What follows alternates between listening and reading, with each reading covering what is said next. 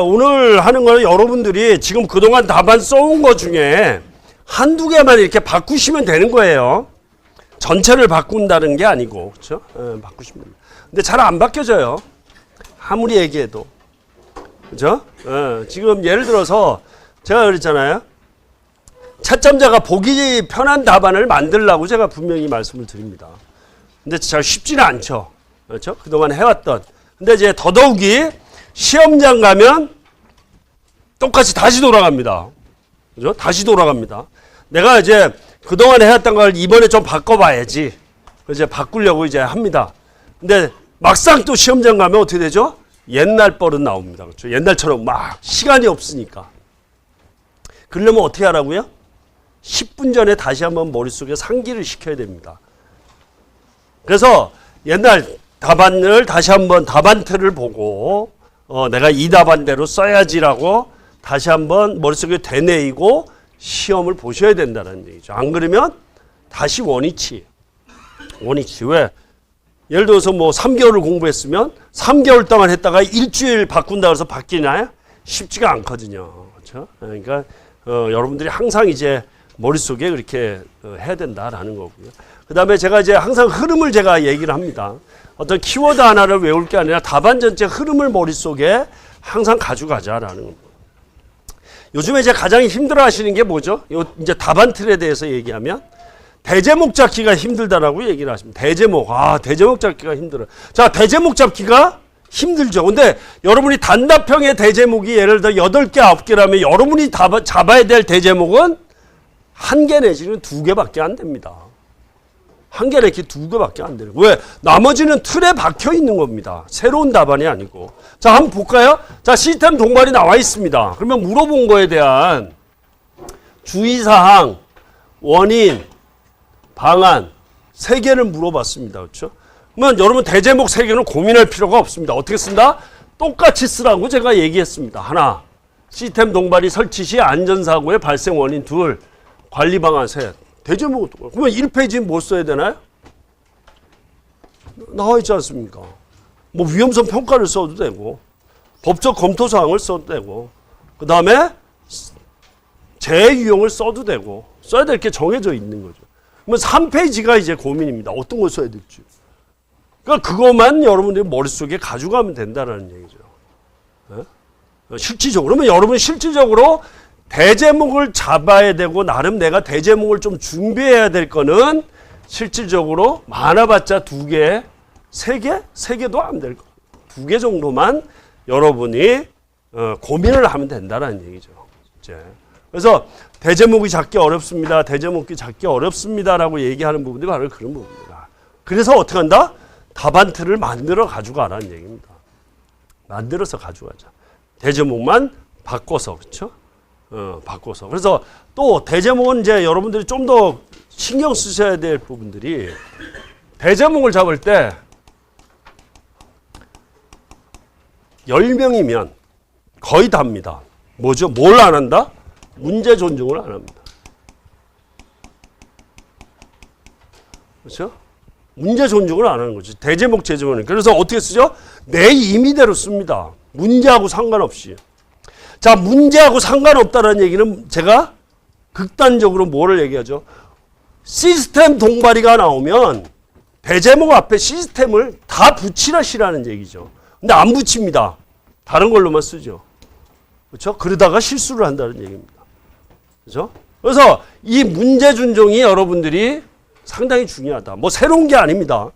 문제를 똑같이 쓰라는 얘기입니다. 시스템 동바리 그러면 시스템 동바리, 시스템 동바리, 시스템 동바리, 시스템을 쓰라는 얘기죠. 근데 여기 이 문제도 마찬가지로 보시면 가설 구조물의 법적 안전성 검토 근거 시스템 넣습니까? 안 씁니까? 안 넣었죠. 없습니다. 그렇죠? 자, 뒤에 한번 볼까요? 스마트 계측 설치의 초기 대응 사제 시스템 있습니까? 없습니까? 없습니다. 자, 클린 사업장 지원 시스템 동바리 앞에다 넣으시라는 얘기예요. 넣으시라는 얘기입니다. 근데 그거를 안 한다는 얘기, 안 지킨다는 얘기. 안 지킵니다. 자, 이 답안은 정의 답안입니다. 정의 답안. 이분이 들으시면 서운할지 모르지만 어찌됐든 이분도 첫 시험에 합격하고 나가신 분 답안입니다. 자, 이제 이분 답안을 제가 왜 이걸 하냐면 나름 자기만의 이제 틀이 있습니다. 그래서 현장과 관련된 부분들은 나름 이런 박스나 이런 걸 통해서 답안을 썼습니다. 근데 이분 답안의 대표적인 특징이 뭐가 안 됐다? 문제 존중이 안 된 답안 중에 대표적인 케이스입니다. 제가 얘기했죠? 이거는 지금 정리 답안입니다. 이건 언제 정리 답안이냐면 시험 보고 나서 새 마음 새 뜻으로 공부를 해야 되겠다 그래서 정리하는 답안입니다. 시기적으로. 근데 그전 폭캠 때 어땠다고 그랬죠? 지난주에 제가 보여드렸나요? 시스템 동발인데 답안을 뭘로 쓰셨죠? 이분이 시스템 비계로 썼습니다. 예? 그죠? 시스템 동발이 문제를 비계로 다 쓰셨습니다. 이분 답안이. 그렇게 실수를 한다라는 얘기죠. 그건 뭐죠? 그냥 똑같이 베끼면 되는데. 그렇죠? 이걸 안 한다는 얘기죠. 이게 어려운 겁니다. 그래서 그게 바로 문제 존중이라는 얘기죠. 문제 존중. 어? 그래서 그게 필요하다. 근데 이제 이러한 부분들이 지켜지면, 그렇죠? 채점자가 봤을 때는 그나마 문제에 대해서 쓰고 있구나라고 인식을 하는 거죠. 그렇죠? 이게 기본입니다. 기본. 근데 이 기본을 지키지 않으면 답안 전체가 틀어진다라는 겁니다. 내 임의대로 답안을 가져간다라는 얘기죠. 그래서 이러한 대제목만 보면 예를 들어서 이제 대제목 문제를 가지고 대제목만 봐도 문제가 어떤 문제라는 것을 알 수가 있어야 된다는 얘기죠. 그렇죠? 예. 근데 그렇지가 않으면 그 답안은 잘못된 답안이다. 그렇죠? 예. 그래서 여러분 그러한 문제 존중에 대한 부분을 항상 신경을 써 주셔야 된다는 겁니다. 그래서 이제 요 답안은 나름 이제 나만의 이제 답안 틀에 대한 부분이 이렇게 썼다라는 겁니다. 이분도 마찬가지죠, 이렇게. 이분은 126회 때 합격한 분입니다. 항상 이렇게 답안 틀을 가져간다는. 그죠? 가져가는 답안입니다. 그래서 이 부분은 이제 내가 이 부분은 왜 이게 이렇게 되죠? 그냥 임의대로 쓰는 게 아니고 내가 나름 정리된 모습을 답안에 보여준다라는 그런 취지입니다. 그래서 이제 이러한 답안들이 항상 존재한다. 그렇죠? 이분도 항상 이렇게 썼죠. 이분도 항상 이렇게 쓰고. 그렇죠? 이분이 126회입니다. 126회. 그 이제 합격 수기에 보면 있습니다. 126. 이분이 129회. 그렇죠? 126회.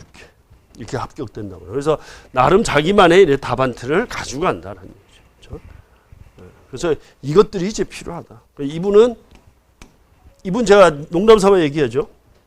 시험 신청 안 해가지고 올해 시험을 안 보겠습니다. 그래가지고 제가 전화해서 막 뭐라 그랬습니다. 야, 신청이라도 해. 126회 때. 그래서 합격자 수기에 보면 내가 전화해서 시험 신청해서 합격했다고 나와 있습니다.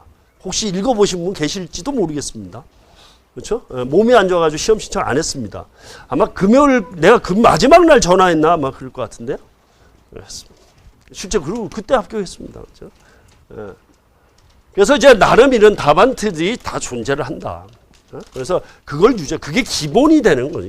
기본 답안들이 되는 거죠. 여기도 마찬가지죠. 그래서 이러한 답안들이 나만의 이제 답안들이 이렇게 되는 겁니다. 어떤 문제가 나와. 그래서 박스를 치고 이제 답안을 쓰는 그런 형태다. 보시면 되겠습니다. 자, 이분도 이제 그래서 이분이 126회, 이분이 129회, 이분이 언제죠? 130회, 130회는 답안 틀 이렇게 돼 있다. 그래서 이러한 답안 틀을 내 걸로 이렇게 소화를 하면 되는 거죠. 그렇죠? 이제 요즘에 이제 뭐 기본적으로 이제 자가 다 있기 때문에 그렇죠? 이런 거 쓰는 건 어렵죠. 예를 들어 일자자를 예전에 일자자만 쓰는 시기였다면 좀 더 얘기가 틀릴 수는 있지만 기본적으로 이제 템플릿을 다 쓰기 때문에 충분히 답안을 꾸미는 데는 문제가 없다라는 얘기입니다. 자, 이렇게 해서 이제 나만의 답안 틀을 이제 구성을 했다라고 되어 있습니다. 자, 이렇게 해서 벌써 끝났네요. 답안 틀과 관련된. 그죠? 몇 개였네? 16번, 총 50번까지 있던데, 제가.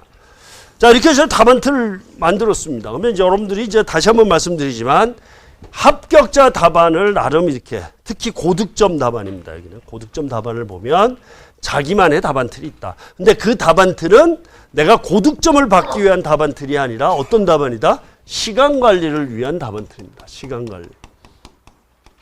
그렇죠?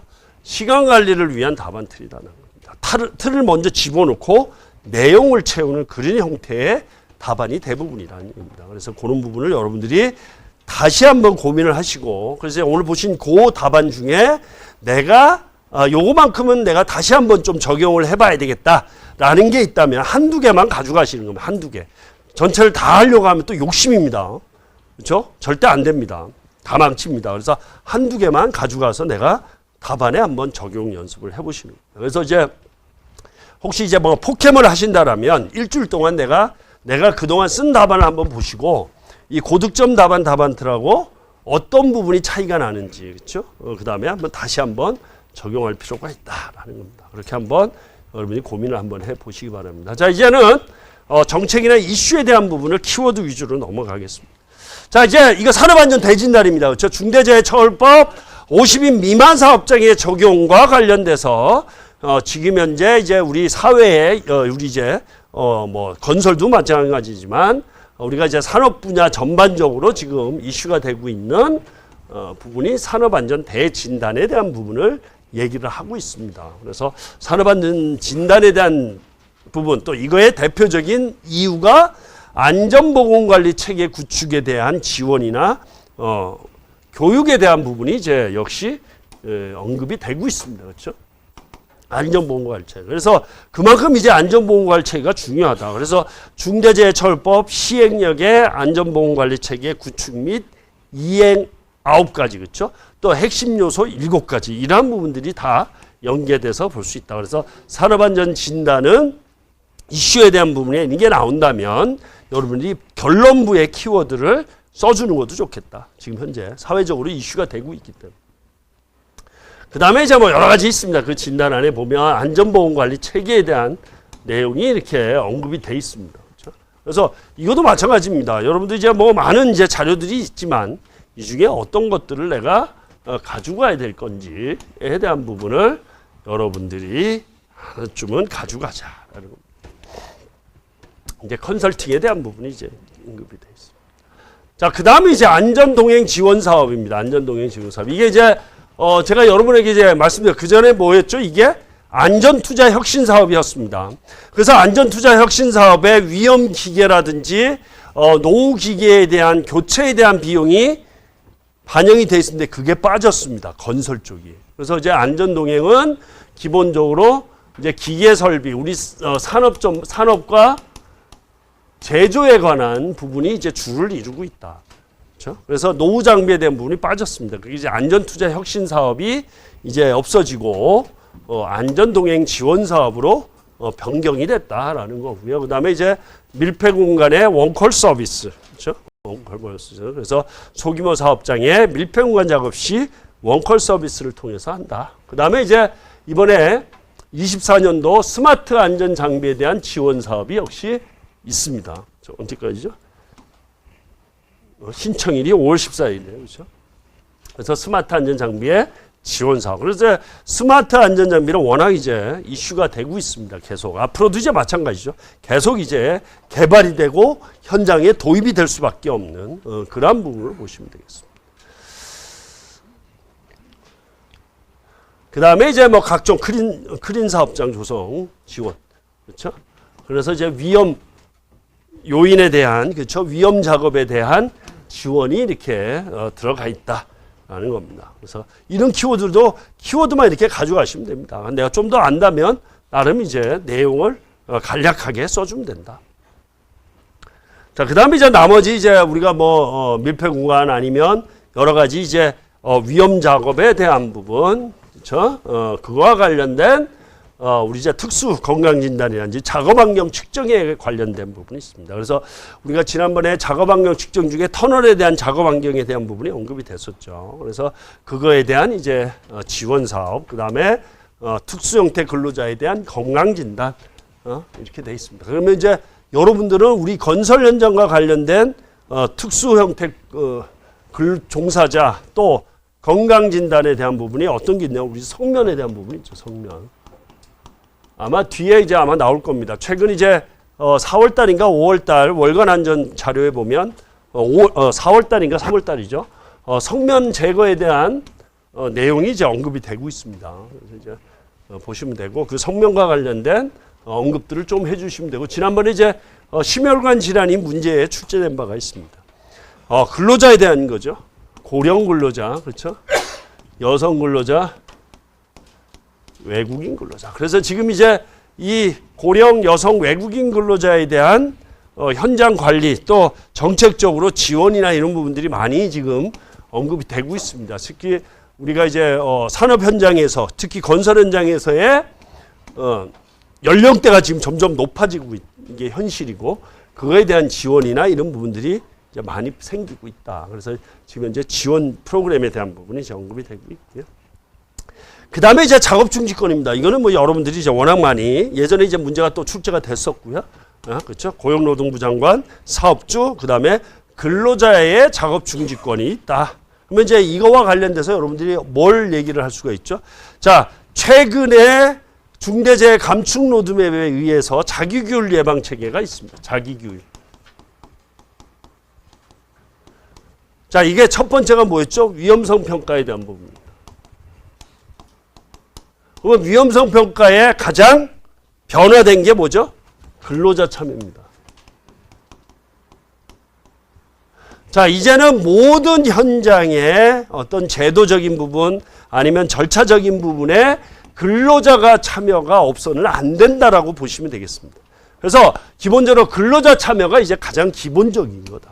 자, 그래서 기본적으로 작업 중지권에 대한 부분이 이제 정착이 되고 강화가 되었다라는 얘기고 그게 자기규율 스스로에 대한 관리입니다. 안전관리. 그래서 가장 일선에 있는 근로자에 대한 참여 그거에 대한 또 권리와 의무에 대한 부분이 언급이 되고 있고 또 이거에 따라서 여러분이 답안에 어떻게 쓰죠? 교육에 대한 부분이 있습니다. 그래서 근로자의 안전교육 특히 이제 뭐 기초안전보건교육에는 교육 내용이 바뀌었습니다. 뭐가 들어가 있죠? 근로자에 대한 권리와 의무를 교육하게끔 되어 있고 또 이 권리와 의무 중에 자기규율 예방체계의 위험성 평가에 근로자가 참여가 이루어지면서 근로자에 대한 교육 역시 위험성 평가에 대한 교육이 다 반영이 되게끔 돼 있다. 그래서 이번에 법 개정 사항의 대표적인 게 교육 내용에 있어서의 위험성 평가가 반영이 되어 있다는 얘기입니다. 그러면 여러분 답안에 뭘 쓰죠? 교육 내용에서 위험성 평가를 가장 먼저 쓰시면 됩니다. 그렇죠? 그러면 예를 들어서 출제자가 내가 교육을 문제를 내겠다라고 하면 뭐 때문에 내겠냐는 얘기죠. 그렇죠? 그러면 여러 가지 교육 내용이 있습니다. 뭐 10가지도 있고요. 뭐 5가지도 있습니다. 그러면 채점자가 뭘 보고 채점을 하는 게? 예를 들어 밀폐공간에서의 교육 쭉 1, 2, 3, 4 뭐 다른 게 맞는지를 볼까요? 아니죠. 뭘 보나요? 위험성 평가가 있는지 없는지를 본다라는 얘기죠. 예? 그러니까 그런 부분들이 채점자가 원하고 출제자의 의도가 그렇다라는 얘기입니다. 그래서 그러한 부분에 있어서 여러분 키워드를 항상 가져가자. 예? 자, 그래서 밀폐공간에 있네요. 밀폐공간은 워낙 이제 중요한 부분이니까 그렇죠? 예. 밀폐공간의 종류 그래서 언급이 되어 있습니다. 밀폐공간에 대한 부분이 언급이 되어 있고 한번 보시면 되고요. 그 다음에 이제 뭐 콘크리트 양생에 대한 부분이 이제 언급이 돼 있다. 그 다음에 이제 휴게시설 의무화. 그래서 작년에 129회, 130회의 휴게시설이 문제가 출제가 됐습니다. 그래서 원래 132회에 출제가 될 만도 하는데 출제가 안 됐습니다. 왜 출제가 될 만한도 하다고 그랬죠? 작년 8월 달에 휴게시설에 유예했던 50인 사업장에서 20인까지 작년 18일 날 적용이 됐습니다. 그래서 이 정도면 이제 132에 나와야 되는데 한 번 거리면 요번에 나올 수가 있다. 그렇죠? 휴게시설에 대한 부분. 그래서 한 번쯤은 살펴봐. 특히 이제 우리 이제 앞으로 이제 여름철 다가옵니다. 벌써 뭐 이제 뭐 거의 오늘도 뭐 29도 뭐 이렇게 얘기를 하는데 휴게시설에 대한 부분이 강조가 될 수밖에 없다. 또 하나가 뭐죠? 휴게시설 중에 요번에 변경이 되는 고용노동, 고용 무슨 법인가요? 화장실. 어떤 화장실이죠? 건설 현장에서 화장실 설치 기준이 이제는 적용이 됐습니다. 그렇죠? 올 2월 달인가요? 이제 뭐 그런 부분까지 연계해서 휴게 시설에 대한 부분을 다시 한번 살펴보자. 그래서 여러분들 이거는 이제 어느 현장이나 다 적용이 되는 거죠. 그래서 내가 이걸 공부했다. 이게 나올 것 같아. 그래서 내가 2분의 1페이지를 만들었습니다. 만들면 되죠. 그래서 이거 만드는 것도 좀 편하게 이렇게 좀 해서 만들어 놓으시면 돼요. 만드시면 되죠. 만들면은 활용을 해야죠. 안 나오면 써야죠. 다른데 무조건. 그래서 쓴다. 아무데나 쓰면 되죠. 거푸집 동발이 나왔습니다. 그러면 쓰면 되죠. 거푸집 동발이 작업 시에 앞에 하나 더 붙이고 여름철 거푸집 동발이 작업 시에 근로자 휴게 시설에 대한 설치 기준 해서 답안을 써주시면 되죠. 예? 그래서 그렇게 여러분들이 활용을 하시라는 얘기입니다. 워낙 중요한 부분이니까. 그리고 현장에서 관리가 되고 있습니다. 그렇죠? 여름철. 그래서 이제 50인 미만 사업장에도 적용이 된다라고 이제 언급이 됐고, 그래서 20인 있습니다. 그 다음에 이제 줄거리 달기, 이거는 이제 우리가 와이로프가 한동안 축제가 안 됐습니다. 근데 이제, 줄거리 달기구의 안전계수라든지 이게 이제 최근 이제 좀 많이 나옵니다. 한번 편하게 한번 보시면 되고요. 그 다음에 이제 안전보험 규칙. 그래서 22년, 23년, 24년까지 계속 이제 변경이 돼서 이러한 문제들이 지금 출제가 되고 있습니다. 반복적으로. 그렇죠? 반복적으로 출제가 되고. 그래서 이제 그 내용은 이제 뭐 대표적인 게 뭐였죠? 굴착기. 그렇죠? 굴착기가 대표적인 거다. 그래서 거의 이제 매번 출제가 됐다. 한 번 빼고 지금 2년 동안 4번이죠? 4번 시험에 몇 번 출제됐다? 3번이 출제가 됐습니다. 그죠? 그만큼 중요한 거고, 또 현장에서 가장 많이 사용하는 거다. 그래서 이것도 여러분들이 항상 준비를 하고 계셨다가 답안을 쓰면 되죠. 왜? 현장에 굴착기가 없는 현장은 거의 없다. 우리 건설 현장에. 그렇죠? 특히 소규모 건설 현장에. 왜 소규모 건설에 이걸 많이 쓰죠? 활용도가 높으니까. 그렇죠? 고소 작업 때 현장에서 뭐 몇 층, 한 2, 3층은 바가지 거꾸로 해서 막 쓰잖아요. 원래 안 되는데. 그렇죠? 또 자재 운반, 버킷 빼고 운반해서 합니다. 그렇죠? 했죠, 그동안. 그러니까 활용도가 높으니까 많이 쓰는 거죠. 그렇죠? 물론 그 과정에 기준에 어긋나는 작업이 분명히 있습니다. 잘못된 작업이. 그것으로 인해서 사고도 납니다. 그렇죠? 그래서 그러한 기준을 이렇게 이제 도입을 한 겁니다. 그리고 이제 스마트 안전. 뭐죠? 충돌 방지 장치에 대한 부분. 그렇죠? 굴착기. 그래서 요즘에 이제 많이 발표가 되죠. 국토교통부에서 건설 현장에 스마트 나오면 첫 번째 나오는 게 뭐죠? 굴착기입니다. 한번 봐보세요. 첫 번째 나오는 게 굴착기다. 그게 후방 감지 장치, 충돌 방지 장치, 뭐 이러한 부분들이 우리가 건설 현장에서의 스마트 도입의 장비 중에 첫 번째가 굴착기입니다. 그래서 그만큼 이제 문제가 출제가 많이 됐다. 근데 그동안 어떻게 됐죠? 법에 명시가 안 돼 있었다는 얘기입니다. 그래서 이제 굴착기가 이제 나왔고요. 그 다음에 이제 뭐 지난번에 출제가 됐던 화재 감시자 이동식 크레인, 그렇죠? 이동식 크레인도 마찬가지 아닙니까? 그렇죠? 탑승 제한의 허용 예외 조항으로 이제 했다라는 거. 그렇죠? 이렇게 됐다. 이걸 좀 편하게 보시면 됩니다. 그래서 이제 항타기 양발기도 그 전에 이제 불합리한 내용들을 삭제를 하고 했다. 그 대표적인 게 이제 점검에 대한 부분이 있습니다. 그래서 그 전에는 해체가 없었죠. 그렇죠? 조립 시 점검만 있다가 이제는 해체 점검까지 포함을 했다라는 게 이제 22년도 법조항들이 이렇게 있다. 편하게 한번 보시면 되겠습니다. 굴착기에 대한 부분이 언급이 돼 있죠. 그 다음에 이제 지붕공사, 이건 지난번에 나왔습니다. 제가 2년 동안, 그렇죠? 1년 동안 노래를 불렀는데 지난번에 출제가 됐죠. 지붕공사의 안전수칙. 자, 이거는 이제 지붕공사를 하면 뭘 써야 된다고 그랬죠? 초소규모. 그렇죠? 초소규모 현장에서 가장 빈도가 떨어짐, 사망재해 빈도가 가장 높은 작업이 지붕공사였습니다. 그래서 지붕공사에 대한 모식도를 연습하자고 했습니다. 그러니까 이 강의 자료는 언제 자료죠? 지난번 자료에 반복되는 부분들입니다. 그래서 지붕공사가 다행히 이제 지난번에 출제가 됐습니다. 근데 이번에 출제 안 되나요? 될 수도 있습니다. 또 지붕공사. 그다음에 이제 뭐 이동식 사다리는 워낙 이제 지금 중요합니다. 거의 뭐 한 2, 3개월마다 지금 월간 안전 자료나 여기에는 항상 이제 나오는 부분이다. 그래서 이 사다리 안전 지침에 있는 내용이 이제는 어디로 들어가 있다? 안전보건 규칙에 반영을 하겠다고 하고 있습니다. 그렇죠? 아직은 반영이 안 돼 있습니다. 그래서 작년에 가설통로 이동식 사다리 계속 출제가 됐었습니다. 그렇죠? 그 다음에 초소규모에 대한 현장, 그 다음에 미세먼지. 이것도 이제 22년도에 출제가 됐나요? 22년도?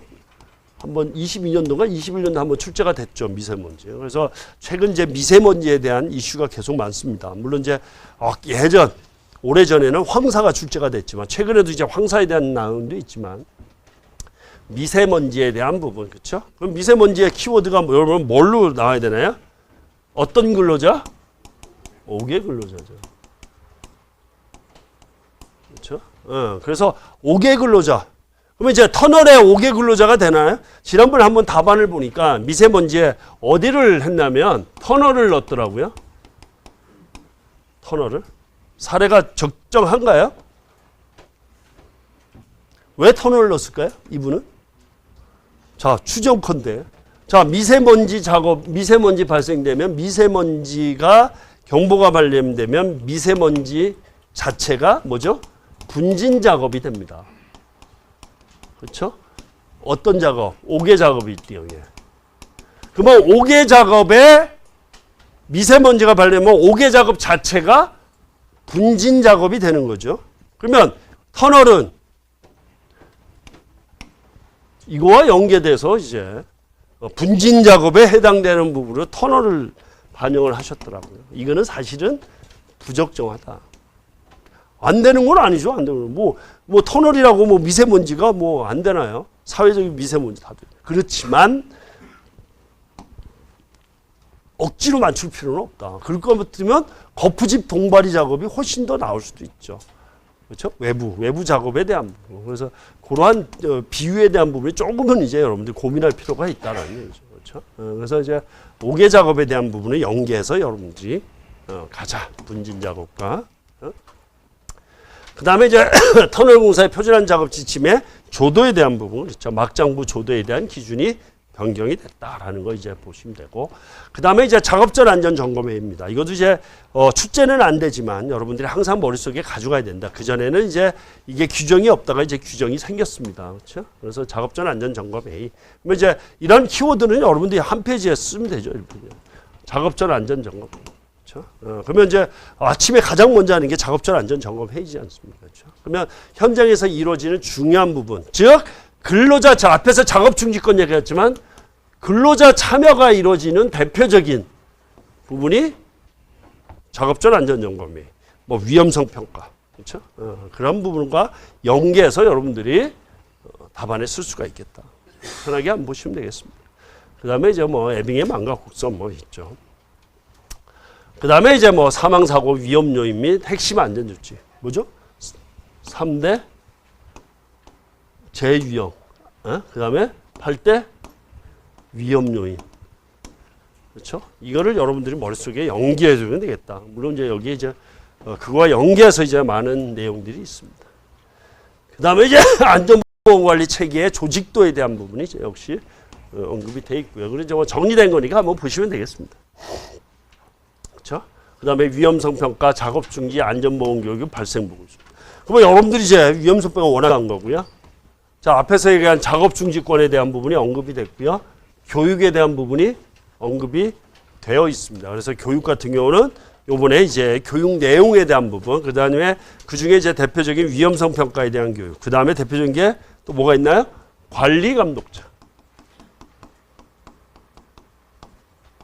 자, 교육이 근로자 교육에 포함이 돼 있다가 분리돼서 이제 신설이 됐다라는 거고요. 그 다음에 여기에 나오는 일용직 근로자가 뭘로 나눠졌다? 기간제 근로자. 그렇죠?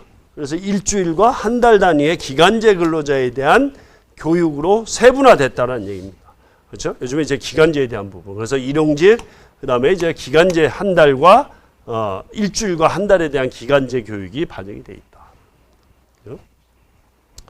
그 다음에 이제 뭐 의무의 도급에 대한 내용이 있죠. 도급.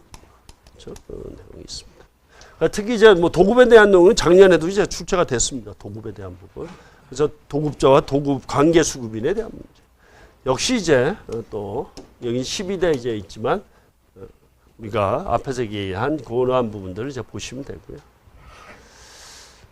그 다음에 이제 근골격계가 작년, 재작년 1년에 한 번씩은 이제 출제가 된 바가 있습니다. 근골격계 질환에 대한 작업 환경 개선 방법.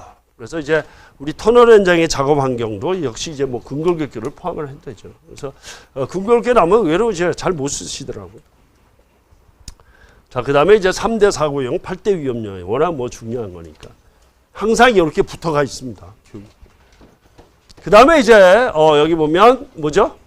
기계, 장비에 대한 작업 계획서 작성법. 이게 이제 월간 안전에 나와 있는 내용입니다. 그래서 장비와 관련된 양중기, 건설기계, 하요공방기계 나와 있습니다. 그렇죠? 그래서 그만큼 작업 계획서가 중요하다라는 얘기입니다. 중요하다. 그러면 이제 이번에 충분히 나올 수도 있는 거죠. 그거 중요한 부분.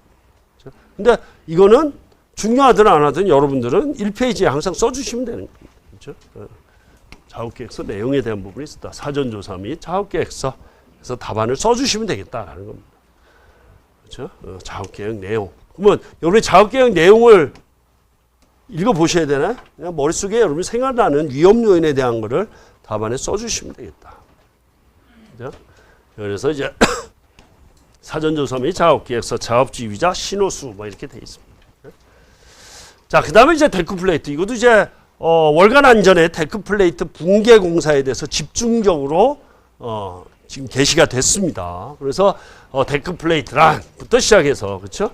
근데 왜 데크플레이트가 이제 강조가 되나요? 물론 이제 작년에 문제가 안 나온 것도 있지만 데크플레이트 사고가 워낙 빈번하게 지금 발생이 되고 있고 최근 데크플레이트를 활용한 공사가 이제는 일반적으로 이루어지고 있습니다. 그러다 보니까 중요하게 다뤄지고 이번에 그래서 데크플레이트에 대한 내용이 안전보건규칙에 반영이 되었습니다. 그래서 이번에 거푸집과 동바리에 대해서 분리돼서 이제 적용이 됩니다. 거푸집에 대한 안전수칙, 동바리에 대한 안전수칙이 구분돼서 이제 안전보호규칙이 변경이 됐듯이 이러한 동바리 작업에서의 데크플레이트에 대한 부분이 언급이 된다. 어떤 거죠? 보호 형태의 동바리입니다. 그렇죠? 그래서 여러분들이 이 데크플레이트에 대해서는 여러분들이 반드시 좀 가져가셔야 된다는 얘기입니다. 안 나왔으니까 문제가 한동안. 그래서 이제 거의 1년에 한 2번씩 나오는 문제 중에 하나가 뭐 시스템 동바리, 데크플레이트, 뭐 갱폼 이런 건데 한동안 안 나왔습니다. 나올 때가 됐습니다. 그렇죠? 이번에 안 나오면 다음번에 또 나옵니다. 그렇죠? 안 나와도 여러분이 써주셔야 된다. 그래서 이제 데크플레이트의 내용들이 이제 언급이 되고 있습니다. 한번 이제 보시면 되죠. 그 다음에 이제 역시 이제 안전보건 교육에 대한 내용, 안전보건 규칙, 그 다음에 교육뿐만 아니라 규칙에 대한 내용이 이제 언급이 되고 있습니다. 자, 교육입니다. 그렇죠? 교육에 보면 뭐죠? 기본적으로 관리감독자에 대해. 그래서 이제 그전에는 근로자 관리감독자로 정기교육이 구분이 되어 있다면 이제는 관리감독자에 대한 보건교육이 아예 분리돼서 지금 교육에 이제 반영이 되게끔 신설이 되어 있다라는 겁니다. 되어 있습니다. 한번 보시면 되겠고요. 그래서 그만큼 이제 중요하다. 그 다음에 이제 보건교육에 대한 내용, 그렇죠? 그 다음에 이제 근로자에 대한 일용직, 그 다음에 기간제 근로자에 대한 교육 시간의 개선. 그래서 이제 언급이 돼 있다. 그러니까 여러분들 이제 이거를 준해서 여러분들이 이제 교육에 대한 내용으로 답안을 써주셔야 되는 겁니다. 그래서 준비를 좀 하셔야 됩니다. 그렇죠? 그래서 안전보건, 그러면 이제 그 전에 어떻게 했죠? 여기에 관리감독자가 있었습니다. 그러니까 여러분 이제 쓰신 이제 모범 답안 안에, 그렇죠? 합격자 답안 안에 이렇게 된 답안은 언제 답안이다? 옛날 답안입니다. 그래서 제가 지금 최근 내에 그 문제를 제가 안 내다 보니까 합격자 답안이 없습니다. 이 교육에 대해서는. 여러분 이제 여러분이 만드셔야 됩니다. 그렇죠? 그래서 교육에 대한 관리 감독에 대한 교육에 대한 부분이 이제 구분이 되어 있다. 그렇죠? 기간제 근로에 대한 분죠. 일용직 기간제에 대한 내용이 언급이 되고 있습니다. 그렇죠? 그다음에 로또에 대한 부분은 이제 앞에서 이제 말씀을 드렸고요. 한번 보시면 되고. 그다음에 이제 발주자의 주요 의무입니다. 지난번에 이제 뭐가 출제였죠? 안전보건대장이 출제가 됐습니다. 안전보건대장 작년 말에 그렇죠. 그래서 발주자의 산업재해 예방 조치가 안전보건대장이고요. 그 다음에 그게 변경이 뭐가 된다고 그랬죠? 안전보건대장의 항목 변경 예정입니다. 아직 변경이 안 됐더라고. 그렇죠? 작성 항목이 변경 예정에 있다라는 거고요. 그 다음에 이제 발주자의 산업재해 예방 조치에 대한 문제가 나올 수도 있고 발주자의 주요 의무사항이 있습니다. 자, 이거는 발주자의 산업재해 예방 조치 플러스 발주자가 해야 될 어떤 설계 변경에 대한 내용이나 이런 부분들이 같이 포함이 돼 있다. 여러분 이제 혼돈하면 안 됩니다. 그래서 기본 안전보건대장 플러스 나머지가 발주자의 주요 의무사항입니다. 근데 이제 주요 의무사항으로 나올 수도 있고 발주자의 산업재해 예방 조치라고 나옵니다. 그건 뭐죠? 이겁니다. 이거. 그래서 두 가지를 반드시 구분해서 여러분 생각을 하셔야 됩니다. 발주자의 주요 의무사항은 포괄적인 거고요. 그 다음에 발주자의 산업재해 예방 조치는 산업안전보건법에 명시되어 있는 안전보건대장에 대한 내용을 중심으로 답안을 써줘야 된다. 그렇죠? 두 개를. 혼돈하시면 안 됩니다. 다시 말씀드리지만 어떻게 나오느냐에 따라서 분명히 틀리다. 답안 서술 방식이에요. 그래서 이따 보시면 되고요. 그 다음에 이제 소음 작업에 대한 청력보호구 사용법에서 이제 언급이 되고 있습니다. 이게 이제 지금 월간 안전보고에 나와 있는 내용입니다. 이번에 이제 소음과 관련된 규정이 이제 바뀌었죠. 뭐죠? 청력보존 프로그램. 그전에는 어떤 몇 데시벨이었죠? 90데시벨에서 지금은 85데시벨. 즉 소음 작업에 해당되는 모든 작업은 청력보존 프로그램을 시행을 하게끔 변경이 됐습니다. 그래서 이제 그런 부분과 연계해서 여러분이 답안을 쓰시면 되겠다. 자, 용접 작업. 그렇죠? 용접도 이제 출제가 됐었고, 그 다음에 이제 소화기에 대한 종류 해가지고 이제 언급이 돼 있네요. 그렇죠? 소화기 되고. 이것도 이제 참고를 한번 보시면 되고, 지금 이제 밀폐 공간 작업, 화재, 질식 뭐 이러한 부분들이 전부 다 계속 이제 반복돼서 출제가 되고 있습니다. 한번 보시면 되고요. 그 다음에 넘어짐재. 물론 이제 첫 번째가 뭐죠? 떨어짐입니다. 떨어짐. 지금 이제 넘어짐재에 대한 부분을 나왔네요. 그러면 넘어지면 이제 여기 뭐죠? 안 보여서 넘어질 수 있습니다. 그렇죠? 그래서 조도 확보가 중요하다라는 확보. 그 다음에 이제 가설 통로에 대한 기준 해서 언급이 돼 있고 지금 그래서 이제 작년에 출제가 됐고 이동식 사다리 이러한 부분이 번복해서 출제가 되고 있습니다. 자, 데크 플레이트에 대한 내용이 또 나왔습니다. 그렇죠? 아까 그 내용인가요? 그 내용이네요. 그렇죠? 그렇죠? 그래서 데크 플레이트에 대한 법적 적용 사항이 이제 언급이 되고 있습니다. 앞에서 한 거네요. 그렇죠? 내용이 이렇게 돼 있다. 붕괴 사고 예방 방법. 타설 개혁부터 마지막에 양생 기간까지. 그렇죠? 양생 기간까지. 그래서 데크 플레이트 하면 양생을 넣으시면 됩니다. 타설 후 양생 기간을 준수하게끔 돼 있으니까. 그렇죠? 그래서 고려 사항, 걸침 길이 확보, 용접. 그렇죠? 그래서 화재와 관련된 내용과 거푸집과 동발에 대한 내용이 이제 언급이 되고 있다. 그 다음에 이제 해빙기에 대한 게 나왔네. 그렇죠? 해빙기. 겨울철 해빙기. 그 다음에 이제 우리가 뭐 또 뭐 있냐? 이제는 장마철. 뭐 집중호우. 그렇죠? 그에 대한 뭐 근로자의 온열 질환이라든지 이런 부분이 연계돼서 여러분이 답안 쓸 수 있다. 그래서 이제는 뭐 계절적인 거를 꼭 그거 할 필요는 없습니다. 해빙기, 장마철, 뭐 우기, 여름철, 그렇죠? 이거와 연계돼서 여러분들이 된다. 그러면 첫 번째 뭐죠? 굴착면의 기울기. 즉 해빙기나 장마철에 대한 사고는 첫 번째가 뭐죠? 붕괴입니다. 붕괴. 자, 흙막이 붕괴. 또 뭐 있죠? 사면 붕괴. 뭐 대표적인 거잖아요. 그렇죠? 뭐 산사태. 역시 이제 뭐 자연사면에 대한 붕괴. 그렇죠? 뭐 지난번에 이제 사방댐이 출제가 됐어. 사방. 그래서 이제 뭐 해빙기라고 나왔지만 이제는 여름철에 가까운 이제 문제들이 나올 수도 있다. 그래서 사면 붕괴에 대한 부분. 그래서 해빙기에 대한 키워드와 장마철 집중호우 이란 키워드들이 붕괴에 나온다라는 겁니다. 붕괴 보시면 되겠습니다. 거푸집도 붕괴지만 보강토 뭐 데크플레이트 타설 중 그렇죠? 데크플레이트 타설 중에 붕괴가 워낙 많이 있기 때문에 물론 양생에 대한 부분도 언급이 있지만요. 제가 보면 뭐죠? 원인 구조 안정성 검토에 대한 시공상세도 미작성 미준수 받침 구조적 안전성 미확보 즉 받침길이나 걸침길에 대한 기준 미확보 그렇죠? 그다음에 타설 계획 수립 및 미이행 뭐 이렇게 돼 있네. 뭐 대책은 검토하고 그렇죠? 안전성 확보하고 타설 시 계획서 수립하는 겁니다. 됐습니다. 자, 해빙기에 대한 건설한 조치 이게 이제 아마 3월 달인가 4월 달에 나왔던 2월 달이네 2월 달.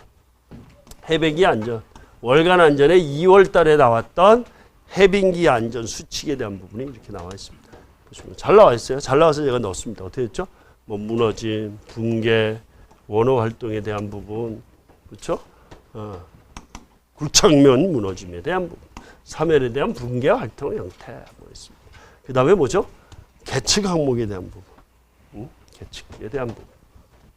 그 다음에 흑막이나 나름 굴착에 대한 계측에 대한 부분이 나와 있다. 계측. 그래서 이제 이번에 제가 문제를 절토부에 대한 계측기 종류 및 계측 항목에 대해서 제가 했습니다. 그렇죠? 10회차인가요? 10회차 문제 보셨어요? 실전 문제? 거기에 제가 계측기에 대한 부분을 넣었습니다. 10회차 문제. 10회차 안 보신 분도 계시죠? 10회차 계측에 대한 문제. 절토 사면에 대한 계측. 그렇죠?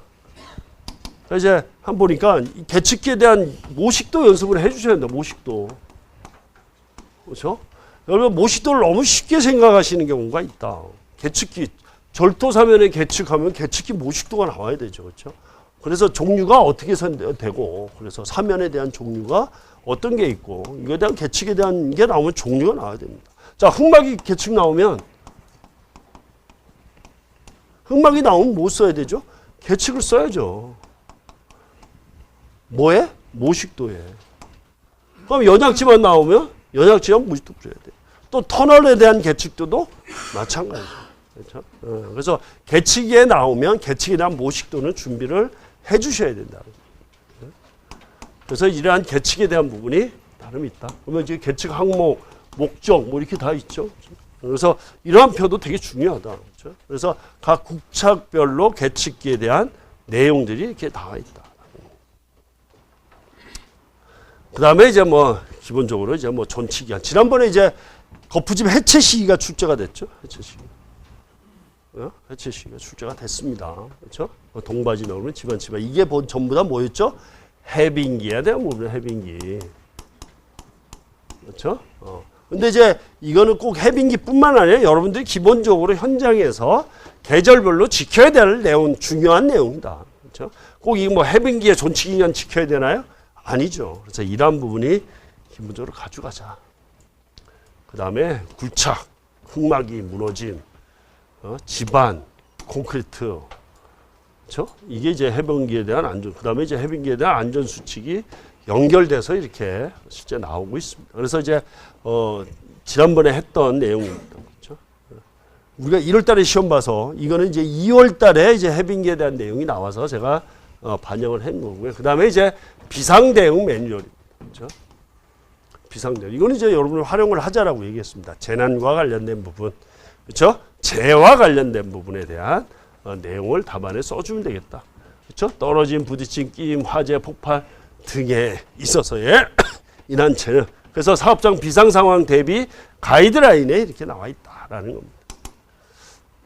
그래서 비상 상황에 대한 내용을 좀 더 여러분들 아마 만드셔가지고 할 필요가 있겠다. 그 다음에 이제 도장 공사에 대한 부분이 나왔습니다. 그래서 보통 보면 이제 월간 안전보고에 이런 것들이 이제 언급이 됐죠. 도장 나왔습니다. 그러면 여러분 도장은 뭐 어떻게 답안을 쓰면 좋을까요? 도장 강사 필수 안전수칙. 물론 뭐 있습니다. 뭐 도장 공사는 어디에 많이 이루어지나요? 머릿속에 그려지는 게? 외부. 그렇죠? 외부 도장. 뭐 아파트 외벽에 대한 도장이나. 그러면 뭐죠? 어떤 작업입니까? 달비계. 가 머릿속에 떠올라야죠. 도장 작업 나오면. 그 다음 내부. 건물 내부에서 도장 작업이 이루어집니다. 그렇죠? 물론 도장의 종류에 따라서 틀리지만 그럼 뭐 어떤 거죠? 여러분이 답안 쓰기 좋은 걸 얘기하는 겁니다. 밀폐 공간. 공간에 대한 지식이나 이런 부분이 연계돼서 답안에 나오면 되는 거예요. 그래서 사실은 이제 건축에서 우리 이제 뭐 건축 시공하고 달리 안전에서 도장, 뭐 외장 작업, 외장에 대한 문제는 딱 한 번 나온 적이 있습니다. 언제 나왔냐면 지진과 관련돼서 그때 포항 지진 이후에 그렇죠? 지진의 문제가 어떤 문제가 있었죠? 우리 포항 지진 생겼을 때 그 학교 건물에 학교 초등학교 건물 학교의 외장 뭐 벽돌이라든지 그렇죠?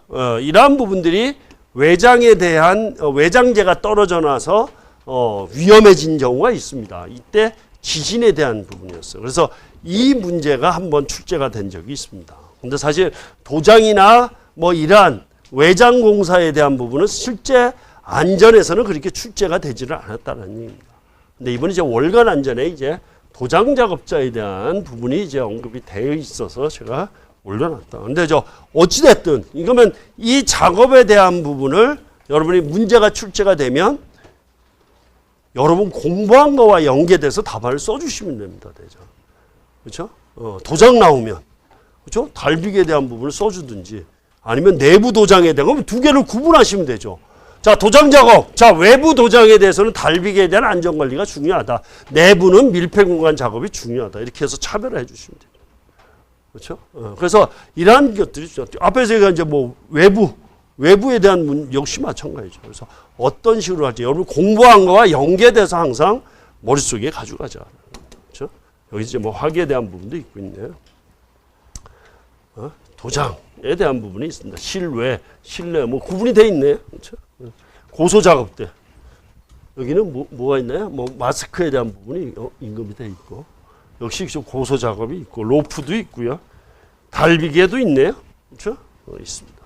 그래서 이런 거가 있느냐 없느냐를 떠나서 여러분들이 머릿속에 생각할 거는 내가 공부한 거를 답안에 써주시면 돼요.